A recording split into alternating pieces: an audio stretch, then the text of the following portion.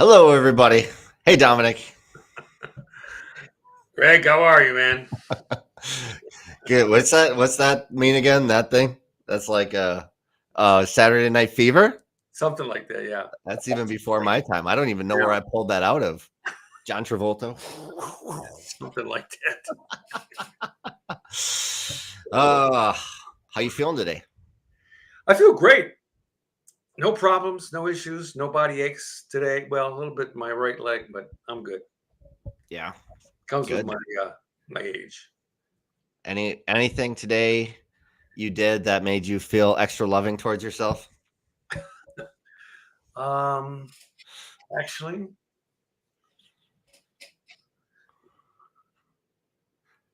a lot of things. I was like talking to myself, like I did this. I did a lot of things today to. I always do certain things that just make me feel good. So topic today is what? Self-love. I was thinking about it earlier. Excuse me. I gotta have a sip of beer. I was like, okay, so what are two guys doing a podcast talking about self love? Shouldn't that not be like a girl topic? And then I was like, wait a minute. Who are they? Who the? Interesting. Yeah. Certainly there is.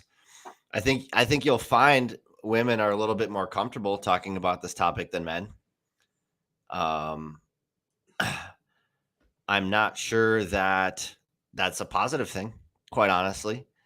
I think it in well, I don't want to go on that rant right now, but I think in general you'll find women are a little bit more in tune with themselves emotionally. They can regulate themselves a little bit more mindfully. Um, my experience of men is we tend to be sort of like in a tunnel, and maybe a little bit more like goal oriented, a little bit more like if I'm not getting shit done, what am I doing? Um, but I think along my journey, I've learned to embrace self love as a really monumental part of my personal growth. Um, and I think it can show up in a lot of different ways. Sometimes it can be getting shit done. Like for me, that's a big thing. If I set a goal for a day and then I do it, that's showing myself love. That's showing myself I care for myself, that I care for keeping my word. Mm-hmm. And then I think there's softer sides to it too, like reading a book. Sometimes reading a book is a way to show self love, or meditation, or being in tune with my body and understanding different emotions that maybe are going through my body. Things that I think men might, and this is on a spectrum. I think there's a tendency for men, not all men, and there's a tendency. We might be a little bit more disconnected from our emotions. And that's why perhaps we maybe show up in the world at times as a little bit more angry, a little bit more violent, because I certainly, before I learned how to regulate myself emotionally, I struggled more with my own emotions. I struggled more with my own anger. But as I've learned more how to care for that part of myself, here's a good one. Heal my inner child. Ooh. How many men are triggered right now? Yeah, right. You're But like, these are aspects of ourselves that are. I was What's a that? child. I was a child a long time ago, but I'm not a child anymore. What do you mean inner child?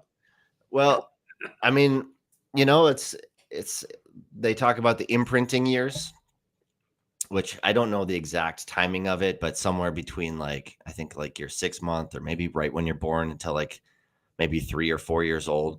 This time where we're taking in the perception of the world, where we're forming our reality, and ultimately the primary force for most people in creating that reality for us is our parents.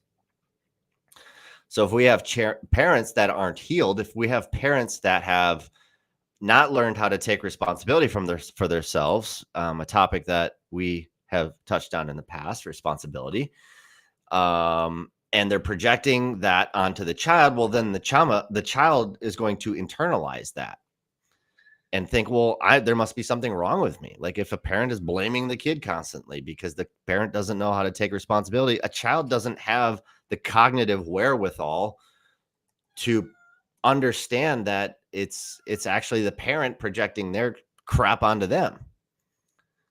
So it can and that's part of the waking up journey and part of understanding. Like if Carl Gustav Jung has done some major deep dives into this topic. Highly recommend people explore him. Just getting in touch with that darker unconscious part of ourselves and the inner child, that wounded inner child, that part of us that, because it's so ingrained as a part of our reality, we think that's just the way that it is. Mm-hmm. Until we can learn to wake up and shine the light on that part of ourselves through self-love and self-acceptance, we can bring that stuff to the light. We can heal that part of ourselves and then shape our perspective in a totally different way. Mm-hmm. At least that's been my experience. Mm-hmm. So it's a juicy topic. There's a lot to dive into with self-love. A lot here. I mean, I agree. I think that, when now that I'm the old guy in the room, I think about my younger years in my teens and my 20s. In my teens, I had no idea about this topic. I was just like being a boy, living my life, jumping off of things and hurting myself and like that. And when I got into my 20s, I got a little more responsibility and stopped hurting myself and became a little more curious about, I think, primarily about my financial future and not so much about my self-care. I mean, I knew I needed to take care of myself, but I was a kind of a, party animal, and I didn't even think about taking care of this thing, this container. And when I got to be in my about 30 years old, then I began to think about, wait a minute, what the hell am I doing?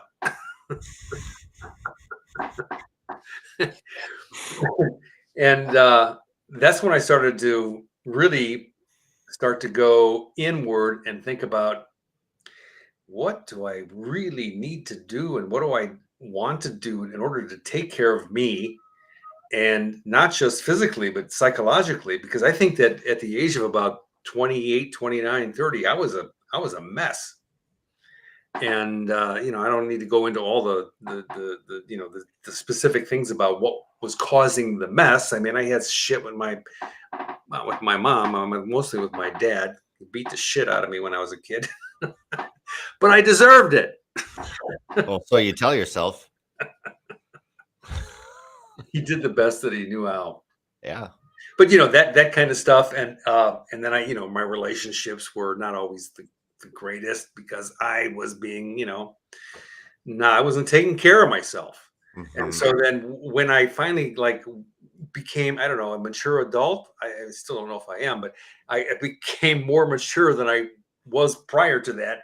I began to realize that, wait a minute, everything that I'm doing, like every little thing that I'm doing throughout the day, is either adding to or taking away from loving this thing right here. When I look up, looking in the mirror every morning, and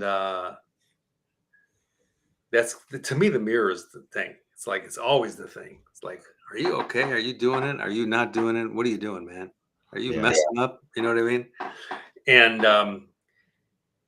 And not like I am totally focused every single day on sending love to this thing, this phenomena that I am. And I'm a lot more careful nowadays than I've ever been before. I don't know if that sounds, I'm sure it sounds okay. It sounds great. I'm more careful now to not mess up what is already perfect. That's a beautifully stated quote right there. What's already perfect.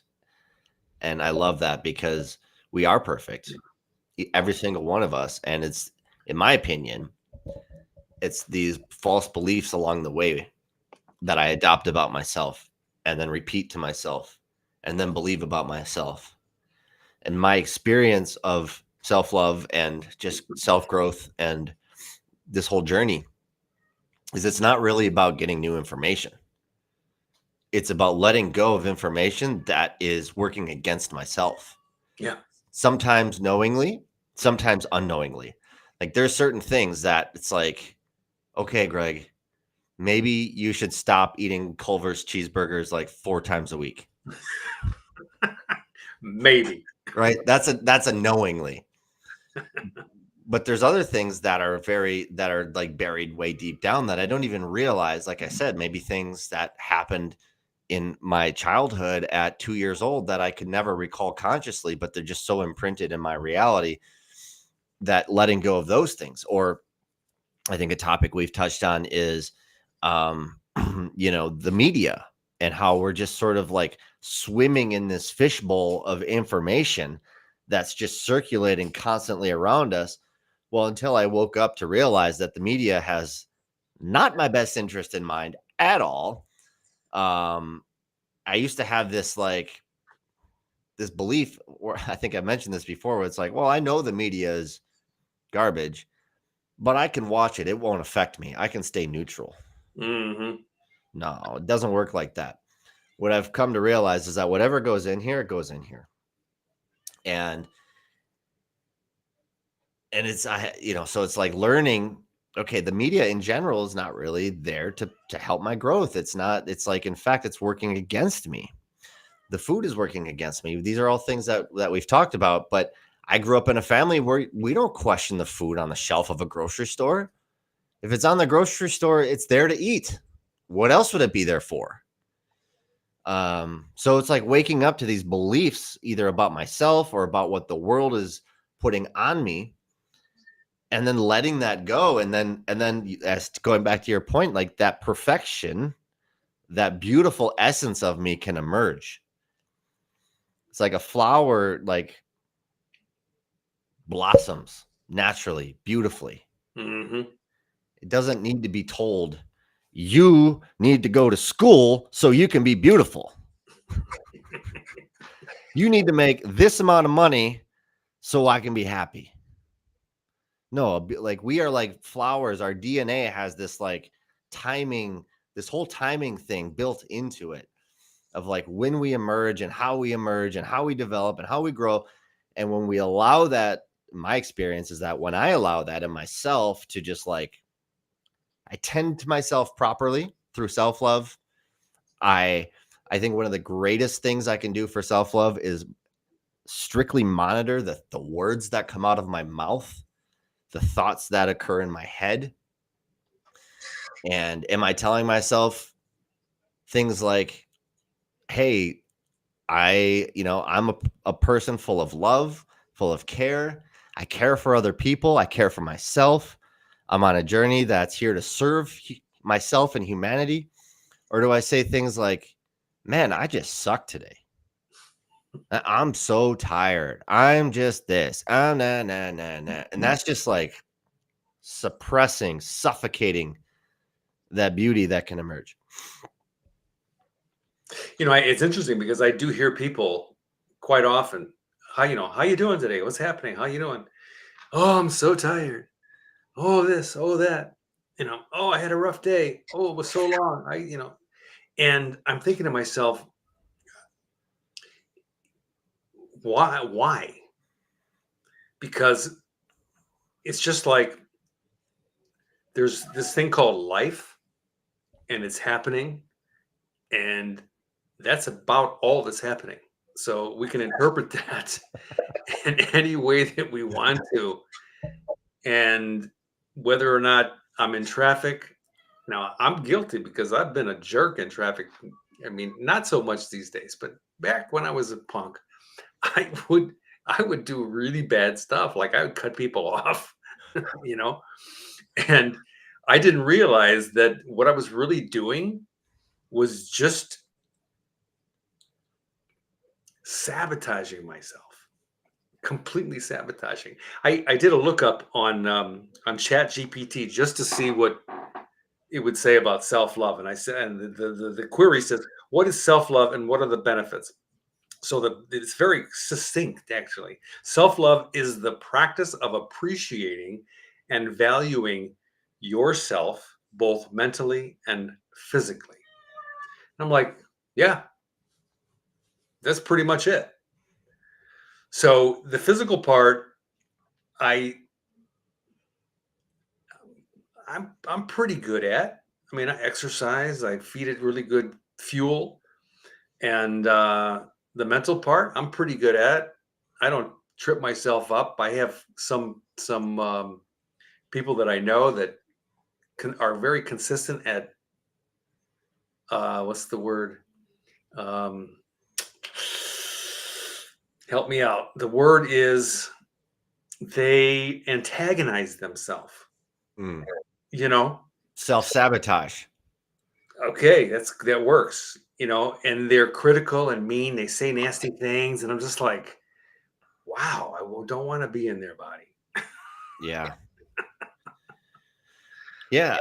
I mean, that's just it. Like the words that I tell myself, they dictate my reality in every way. The words that I think dictate my reality. And I heard this several years ago.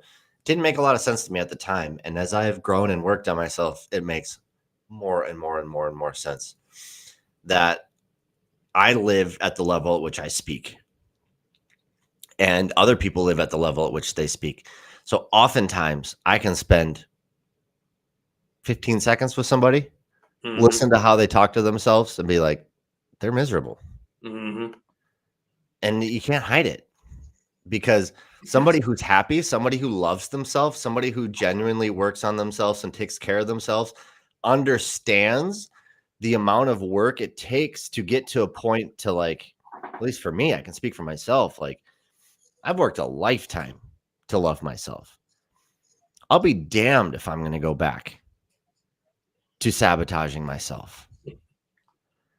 And I do it to lesser degrees, and I'm still waking up and I'm still like learning these parts of myself that are like deeply ingrained unconsciously. And I like it when my friends tell me things like, I think I mentioned this last week, and me and my girlfriend, we catch each other where we're saying things like, yeah, well, I don't know. And it's like, oh, really? You don't know? Okay. You don't know then. Like, if that's the level at which you want to think, like, then don't know. Or you can like have some courage and look at yourself and say, I know, let me go deep and find it because it's always there. The answer is always there. It's always there. In my experience, it's always there. I don't know is a cop out every single time, particularly when it comes to like emotions and like what I'm feeling and like that's a for me that's a detachment mechanism. That's an avoidance mechanism. I don't know. I don't know. It's so much easier to say I don't know. Let me just be confused. Let me create a wall. Well, don't it depends. I think I understand what you're saying. I think it depends though. Like there's certain times where like my wife will say to me, you know, she'll ask me a question and I always want to like this part of me that always wants to come up with an answer, the right answer or an answer. And then she's like, well, do you really know? And I'm like, no, I don't really know. She's like, well, why don't you just say I don't know? But it's more of a practical thing. Like, what time is so and so? Did they say they're going to call you or they're going to come over or whatever? I'm like, I think they said 5 o'clock, but I don't really know. I don't remember or whatever. Yeah. But I think I don't know is an okay thing. It's not like it's. I mean, I get where you're coming from. Um, I remember in my earlier years when I first started to work on myself, where it's like I wanted to know all the answers. Like I wanted to be the kind of a person that knew everything, that could respond to anything. And then as I got a little bit older and I began to realize it's okay to not know. Like you may recall conversations about, why are we here? on how did we get here on planet Earth? Why are we here? And I don't think, in my experience, that anybody knows. So the answer to that question is like, I don't know. Yeah, well, and there's two ways to approach it, right? Yeah. There's I don't know, I'm going to look for the truth. And then there's I don't know, I'm going to cop out and just say I don't know. And those are two very very different approaches to the same response. Okay. So okay, I'm working on understand. So give me an example. Like, is it about courage? Is it about looking deeper? Help me Yeah, out. it's about understanding that there's an answer. There's always an answer. And so when I know that there's an answer, sure, I can say I don't know, and I'm gonna find out. And then that creates like a possibility, that creates a pathway towards learning versus I don't know. That's Yeah. it. Yeah. Where you go from there? Oh, I don't know. Okay. Cool. Well, have a good life then. You don't know. And that in my experience, like asking or being willing to I think it is critical to say I don't know, right? Like what Socrates quote, something like the more I know, the more I don't know anything. Hmm. And there is a huge paradox between knowing and not knowing. Like there's a contradiction because and it is true. It's like as I start to ask myself juicier and juicier questions about what is the truth, the landscape gets so much bigger about what the truth could be. And then there's so much more to explore. There's so many more questions to ask. There's so many things more that I don't know. But now I know that I don't know because it's so much bigger than I could have ever imagined that it is. But if I would have never opened up that gate of I don't know, I want to find out, I would have never even like I would have just been stuck at that like moment in time, and then it would be like, well, I better go get a beer. Or, Hmm. but it's like, no, I can yeah, I mean, not that I'm against beer. Um, but you get my point. Yeah. It's the curiosity approach and saying I don't know, but I'll be damned if I'm not going to find out. I mean, what else am I here to do? Yeah. I think that the answer there is curiosity, having that desire, and working on maintaining the desire to be curious about finding answers and solutions to our personal growth and development and things like that. And so, I mean, that's always been my experience. And the more curious that I've been, the more benefits that I've reaped. And I think that in all the years of working on myself, and this may sound a little squirrely, but it's like when I was a little kid, I never thought about that I wasn't okay. And then somehow I got like into my teens and started listening to people and taking on their opinions and all that stuff. And it's like I somehow concluded I'm not okay. Even though at the root level I was okay, except I didn't, for a better word, believe that I was okay. And then Mhm. so working on myself for many, many years, it's like, wait a minute, I'm actually okay. Yeah. There's nothing wrong with me. No, we're all beautiful, perfect beings. And I Trip think myself up. what's that? I just trip myself up. Yeah, exactly. Great. It's these false beliefs I adopt more, and it's always, in my opinion, maybe people will disagree with this. My opinion, it's always imposed from the external world. Intrinsically, from the inside out, when I explore that part of myself genuinely with curiosity, I can see I'm a perfect being made in God's image. And one of the things that I think really pertains to self love that's on this same trajectory is learning how to set boundaries. And this is something I've struggled with my whole life. I wasn't like the rough and tumble, um, you know, boy / man growing up. I've always been a little bit more on like the sensitive side. And like having this big heart for people and wanting to take people on in my life and feeling like I'll just be a safe haven for everybody in the universe. And it wasn't until the past few years that I really started to learn, like, it's not about not loving people, it's about loving myself. And and there are people who are more than willing to take advantage and take everything I have or take pieces of me sometimes.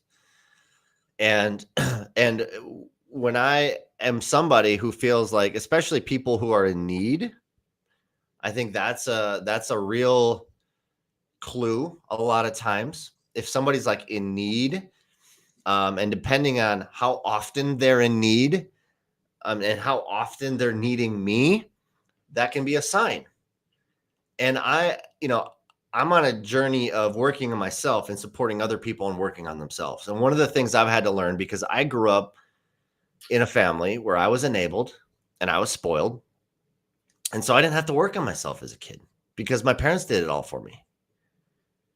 And so that's what I thought love was. That's how I thought, well, if I do it for somebody else, that's loving them. Mm-hmm.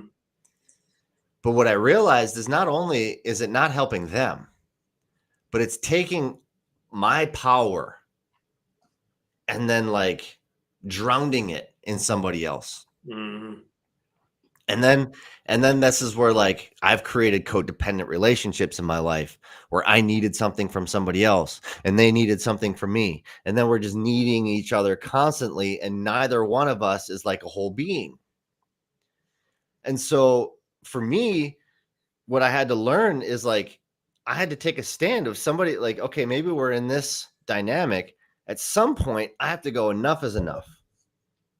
Break that energetic bond. Like, I'm not entertaining this thing I'm giving you anymore because it's only hurting me, and ultimately it's only hurting you. And that's like a whole nother level of love that I think is really difficult for a lot of people to understand, at least in my experience. And how powerful it's been for me to set boundaries with people. And like I had a friend, I won't name names, but I had a friend who was in a tough place in his life. He needed money. And long story short, there was a point in time about a year previous to that where I was in a tough place in my life and I needed money. And a friend bailed me out, and I worked my ass off to get my feet underneath me and pay him back and like build my life. So this friend came to me in need. I'm like, I'm going to pay this forward. But instead of a loan, I gave him a gift. Now he took that money. I don't know what he did with it. And then a year and a half later, he's like, Greg, can I get more money? I'm like, hell no. Mm-hmm. Hell no, man. Like, I gave you a chance to get your shit together and you chose not to take advantage of it. I'm not here to bail you out. So now me loving you is saying no, and loving me is saying no. And my experience is there's people who will bail people out over and over and over and over because it's like they haven't learned how to set that boundary with themselves. And what they don't understand is they're just like, you might as well take your money and just throw it in the wind. These people are not going to learn the lesson until they have to sit with that part of themselves so uncomfortably, hit a rock bottom like I did, where I had to finally learn how to take responsibility and understand no one's going to bail me out anymore.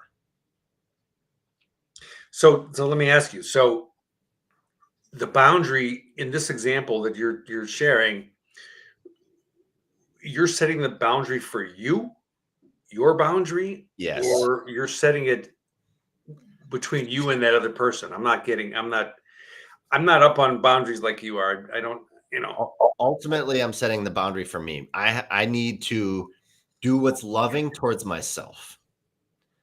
What's loving, and this is like sometimes I can get closer to loving myself when I know what not loving myself is. And continually depleting myself for the sake of another human is the antithesis of love towards myself. And we've all heard, fill your own cup so that you can pour it onto others.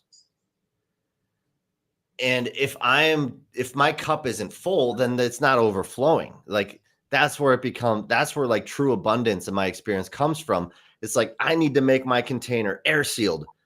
And in my experience is that there's people that will come and try to poke a hole in my container and then like suck the life out of it. And then I'm like continually pouring more and more in, but it's never filling up because there's these parasites who are just taking from me. And whether it's a program or where it comes from, I don't know. And sometimes we're told that's what love is. It's like, oh no, there's these people in need. You gotta care for them. That's true if my cup is full. If it's flowing over onto people in abundance and flowing, then that's a way that I can love on other people. But it's like, I have this friend. He's like one of my most favorite people in the world. His name is Carl. And he's like a raver dancer guy. Awesome dude. But when you go to these dances, when you go to these raves, it gets super hot a lot of times.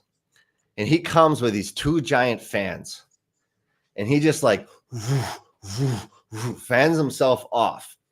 And then what happens is all these people congregate around him because he's sitting here fanning himself off, but everyone wants a little piece of the action because he's loving himself. Everybody wants to get in on that self-love.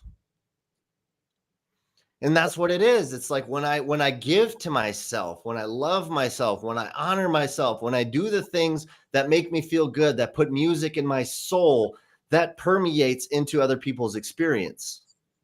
Oftentimes, like a moth to a flame, they don't even know why they're there. They're just like, oh, there's something good happening here. I want to be here.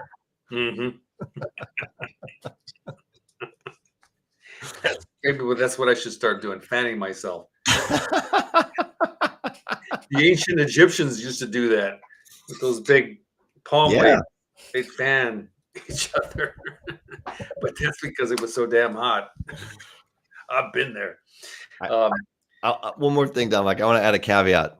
Go ahead. Before you fill up your container and it pours onto other people, make sure you've cleaned the shit out of your container.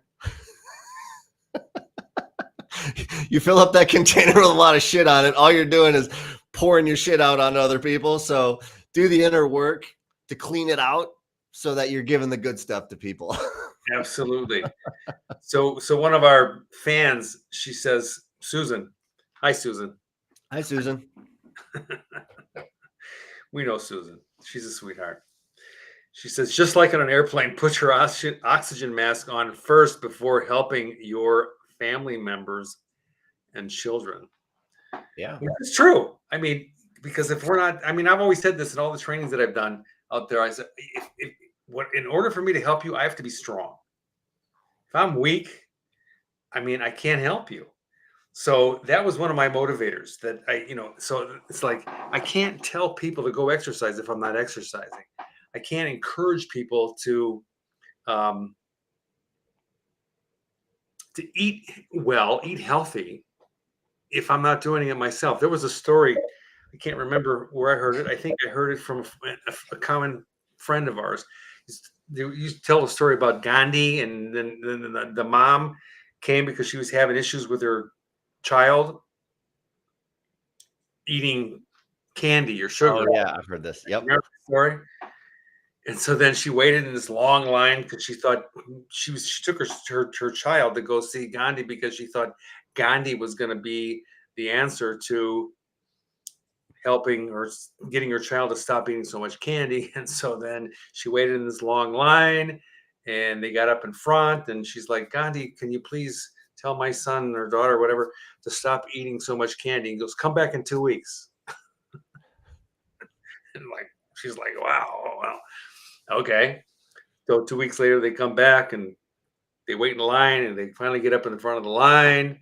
And she's like, God, do you remember me? I'm the one that, I'm asking you to help my child here to tell my child to stop eating so much candy and sugar. And he says, stop eating so much sugar. And she's like, thank you. But why did you make me wait 2 weeks? He goes, well, 2 weeks ago, I was eating too much sugar. Yep. It's a great story. Susan remembers that story. Hi, Susan. She said hi.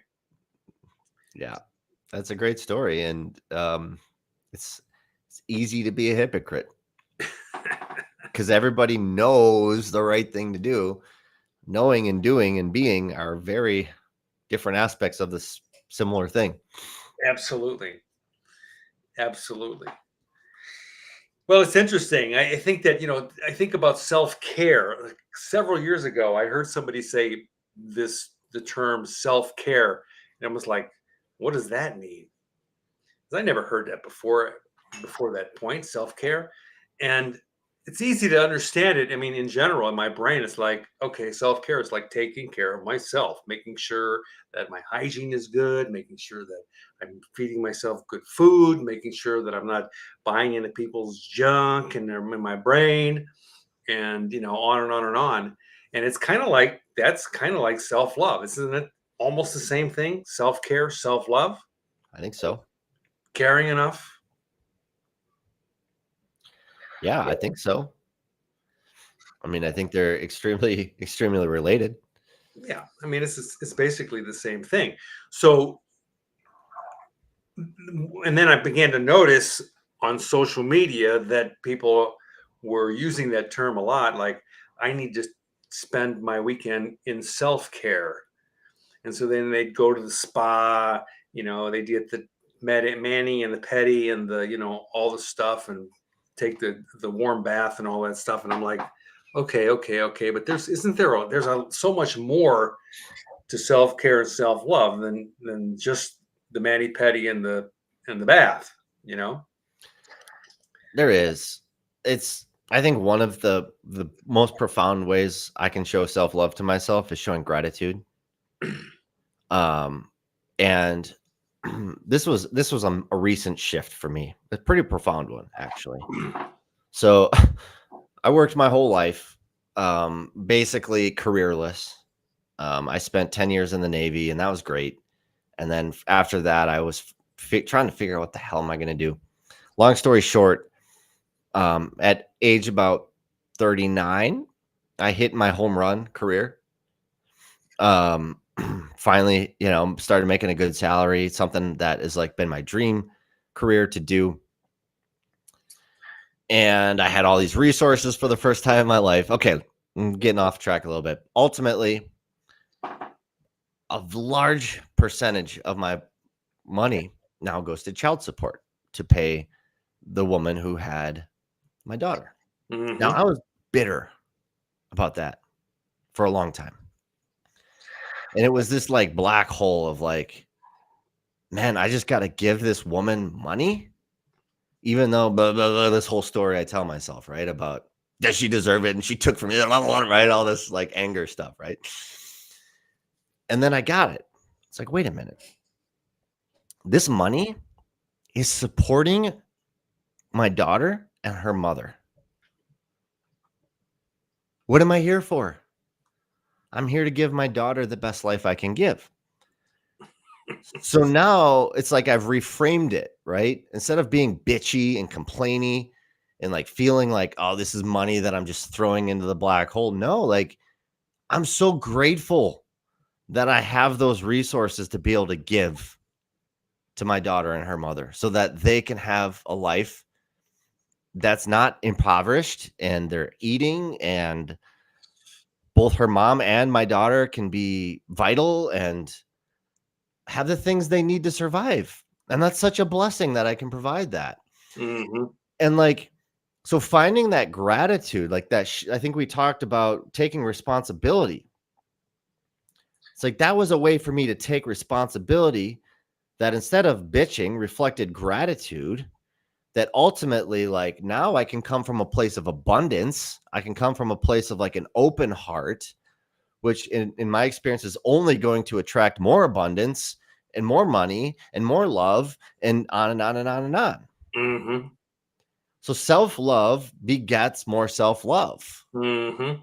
Gratitude begets more gratitude. Like it is a circular exponential process the more that I incorporate like these little, again, like these shifts. And how often do we see in comedian acts or movies or whatever social media accounts like, oh, that bitch is taking my money, blah, blah, blah, blah, blah, right? And then that part of us wants to latch into it and be like, yeah, that bitch is taking my money. And then it's like, no, what am I telling myself? That's right. What do I want to tell myself? What story do I want to create in my reality? Do I want to create a story of gratitude? Yes, because that's where like blessings start to pour in my experience. Yeah. Well, our good old buddy, Mr. L, said to me a long time ago when I was paying child support, he's like, you want to feel really good about yourself? And of course, to me, I was like, that's a trick question.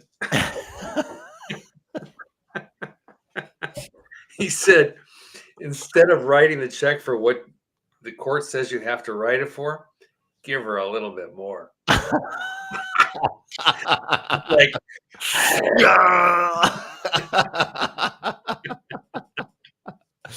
there's beauty in that though. That's such a beautiful suggestion. And it's not about like it's about, I think in my what I hear in that is it's about getting over that bitterness.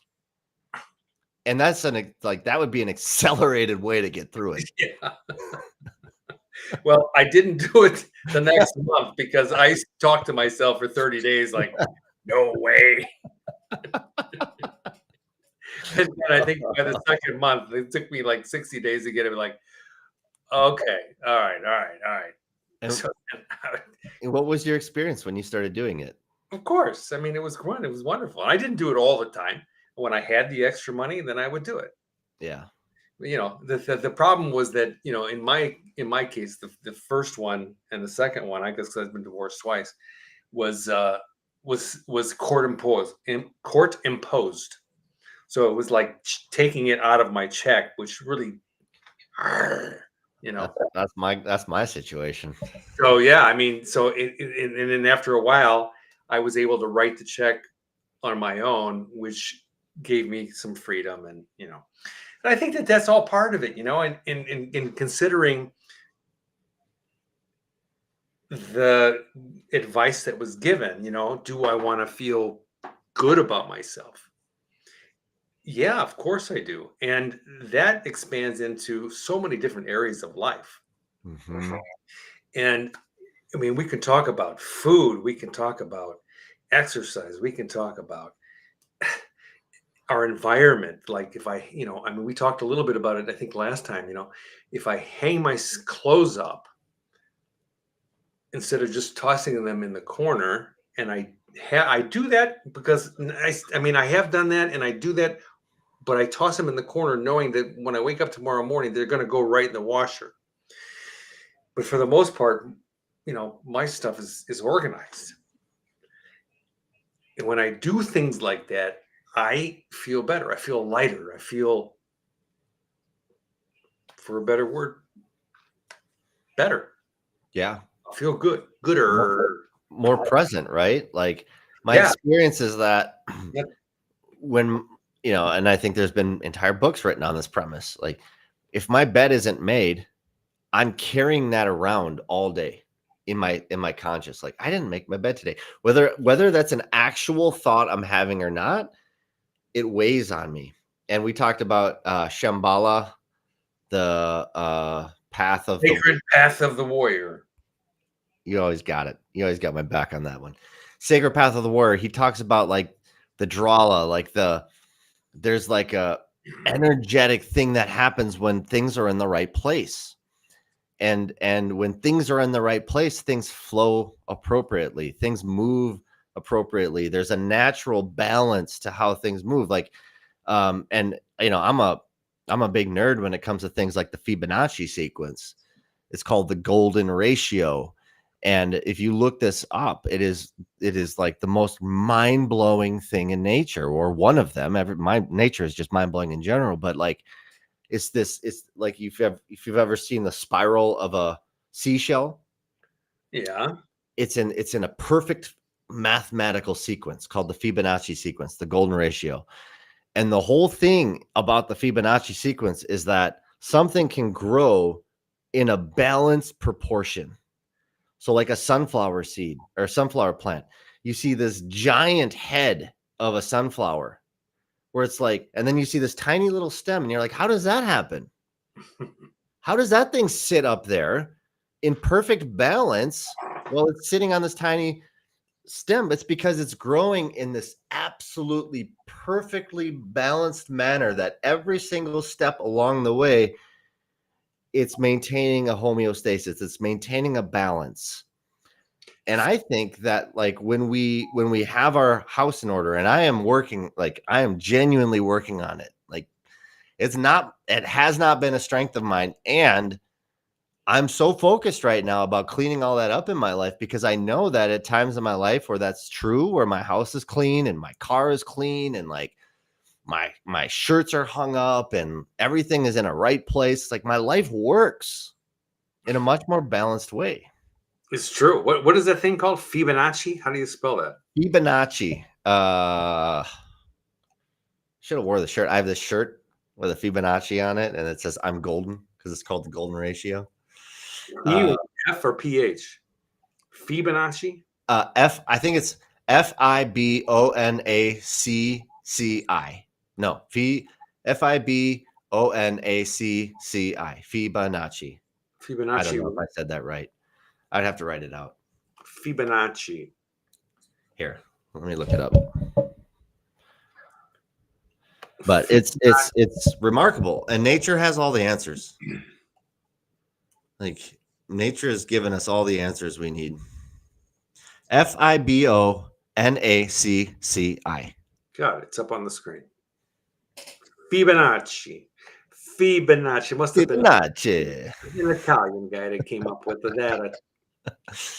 But yeah, it's everywhere in nature. It's everywhere. It's in the most profound places in nature. It's in spiral galaxies. Like a galaxy spirals in a Fibonacci sequence for perfect balance and growth. Mm-hmm. It's in our face. We have our faces are symmetrical in a Fibonacci sequence. The most beautiful art in the world, like the Mona Lisa, is a Fibonacci. Like it's everywhere, and we're so intrinsically drawn to it. Our DNA spiral pattern is in a Fibonacci sequence. Like is it like a nautilus? Yeah. They're patterns. Yep. Yeah. So the patterns of like, for example, patterns. Ooh, getting into a routine of waking up, going to the bathroom, coming back, making my bed, and then going into my day. That's a pattern. That's a Fibonacci. Is that wrong? Depends. Depends if you're using it as for a catalyst for growth or not. Mm-hmm. I think that's my opinion. I think people can use routine as a matter of a rut to stay stuck. But I think if it's in alignment with growth and like harmony and you're and that's the key. Like in my mind, the key is sure, maybe the early part of the sequence, it was hanging up my clothes, but then that expands into other aspects of growth. And then the numbers get bigger and bigger and bigger and on and on and on. Mm-hmm. Anyway, that's a lot to say about Fibonacci, but it is a profound mathematical sequence. I've never heard of that. Seems everywhere in the universe. Yeah, I mean, my routine is pretty simple. And just like I said, I wake up, I go to the bathroom, come back, make my bed, and then I go into my day and I follow I did, how do I put it? It's like I do my best to not leave a trail, an unkept trail. Yeah. And sometimes I'll be a little neurotic, I'll be like, I put my belt I just hung it, and I didn't put it on the hook that I normally put it on. So I was starting to walk out the door and I'm like, okay, just go back. And we talked about that last time, didn't we? Like it gets neurotic at times, but if I just do it while I'm in the moment and just do everything the way that I want things to be, things work out, and I don't carry, like you said, that stuff into my day, into my life, and it's like there's no mess. Yeah. So no mess going on up here. I just keep everything as clean as possible. Yeah. Like the dishes, it's so easy to allow because we all have to eat, and so then eat on the plate and then put it on the side of the thing. Oh, I'll do it later. Or just take 30 seconds and just wash it and put it in the dry thing and it's all done. Now I can just continue on and, it depends. Like last summer, I did a major overhaul on my motorcycle. And that was a cluster. I mean, I had parts in my garage on my workbench everywhere. And it became so overwhelming. I'm like, I can't do every little detail. That's going to have to wait. Like to take a part out and then put it over here. Should I clean it first or should I just leave it till later? You know what I mean? It's like, that's how insane my mind is. Yeah. Then I began to realize, no, just lighten up. There's a macro and a micro, and sometimes we have to zoom in and zoom out. Right. Exactly. Yeah. But I got through it. Everything is okay. I'm good. My motorcycle's running good. Awesome. So Someday I'll get a motorcycle. We'll go riding. hey, I would love that. Just don't wait till I'm too old. Noted. Noted. I just want to say one last thing on this topic, and because I'm observing it in my 2-year-old, and thanks to the influence of an amazing person in my life, she's teaching my daughter to like put her toys away immediately after she's cleaning up. And like observing that as her father is whoa, right? Because it didn't even like occur to me in spite of, like I have rough edges. I'm still working on in my life. And well, intellectually, I know that's the right thing. And to literally observe my daughter take out a toy now, play with it, put all her toys away, and then put it back on the shelf before she takes something else out at 2 years old. I'm like, what's my excuse? But that's it. It's beautiful. And the thing that really resonates when I watch her do it is I can see how good she feels about herself when she does it. That she didn't leave the mess out, that she cleaned up the toys and she put it on the shelf. And oftentimes she'll say something like, I did it. Like she's so proud of herself for taking responsibility, for loving on herself, for loving her environment. That can't be replaced. And like, I didn't grow up with parents where my parents taught me how to do that.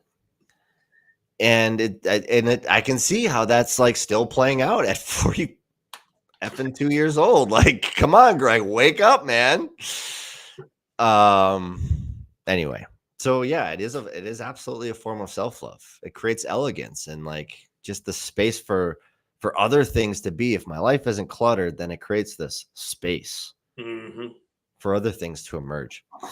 I think the thing that's helped me a lot is that, and I don't always remember this, and back several years ago, I mean, I used to say this to myself: how do I want to feel about myself? How do I want to feel about myself? How do I want to feel about myself? And it was always, I want to feel good.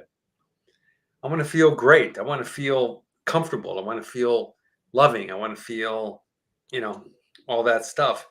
And it's a funny story when my daughter, my youngest daughter, when she was young, she probably might not remember this story. I think she was about 3. So then I was divorced, and the kids would come over for the weekend, and and so I'd pick them up on a Friday, and then Saturday morning they would wake up, come down, they're looking for breakfast. So then I started to say to my daughter and my son, sweetheart, why don't you go upstairs and make your bed? And her response, of course, her first response was, no, I don't want to. Like, I knew she was going to say that. Right? No, I don't want him. And so I'm like, well, if you go up and make your bed, how are you going to feel about yourself? Now, she's 3, right? She's thinking, she probably doesn't even have the thought, like, what the hell? You know what I mean? So I say, well, if you go upstairs, just think about it, honey. If you go upstairs and you make your bed really, really nice and you put the sheets really nice and stuff, how do you think you're going to feel? Good. I'm negotiating with the 3-year-old, right? You're Well, going to feel good. yeah. So I say, okay, so if you want to feel good, go upstairs and make your bed. No.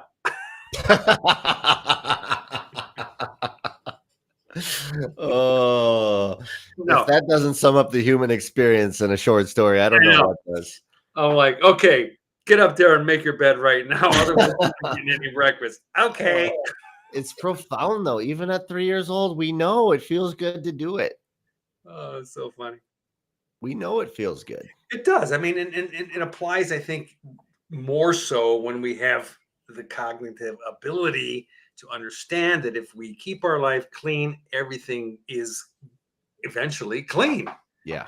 We don't keep tripping ourselves up with debt and problems and like maintaining the car. You know, the car needs maintenance. The book even says, do this on these certain times.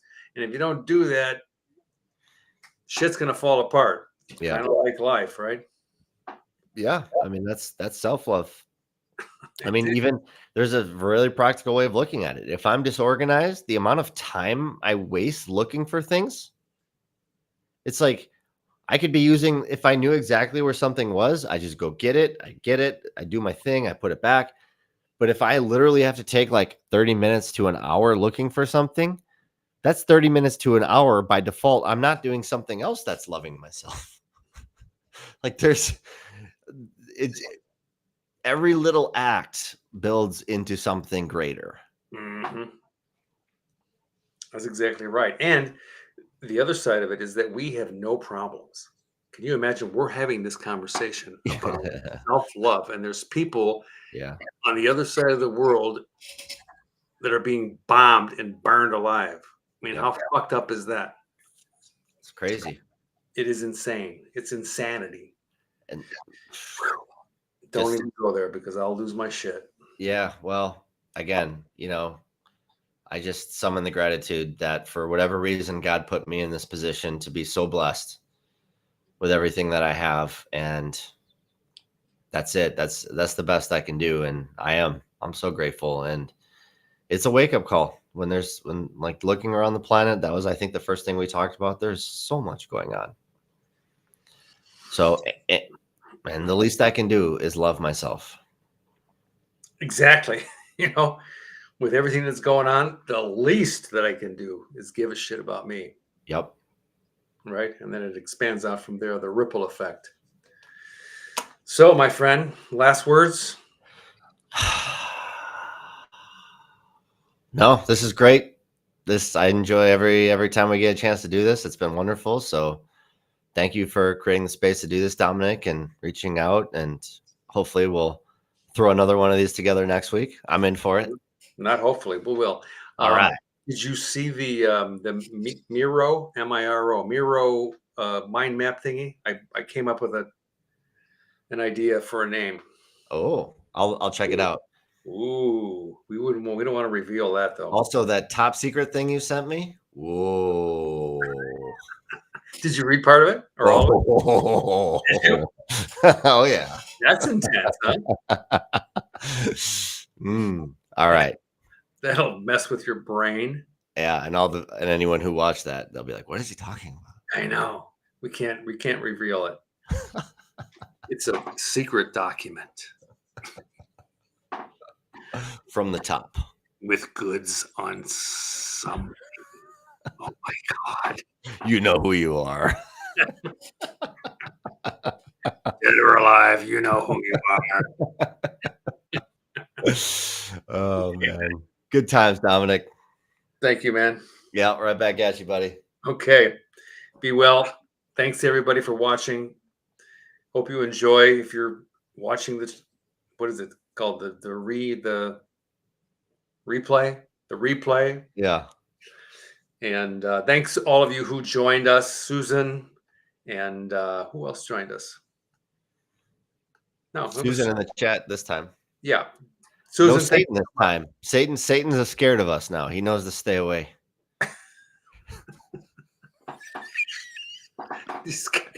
these guys are weird. Yeah. Don't test me, Satan. I got your number, buddy. Okay, ciao for now. We'll see you guys. All right, brother.